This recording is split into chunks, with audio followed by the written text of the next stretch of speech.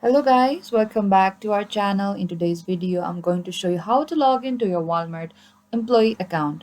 So first, you have to open your Google Chrome web browser, and on the top you can see there's a URL section right over here. You simply need to type Walmart employee login and click on that. And from the top results, there's a company Walmart right over here. Click on that option as well. And on the top right corner, there's a login option right over here. Click on that. And here we could see we are required with our user ID, location, country, region in order to sign in.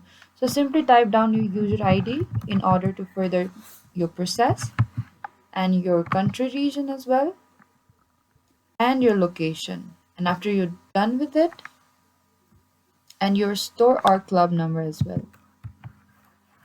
And after you're done with it, you can simply click on this option that says sign in and you'll be successfully logged in to your Walmart employee account. So that is it guys. Thank you for watching this video. I hope I could help you. And don't forget to like, subscribe, and hit the bell notification icon for more upcoming uploads.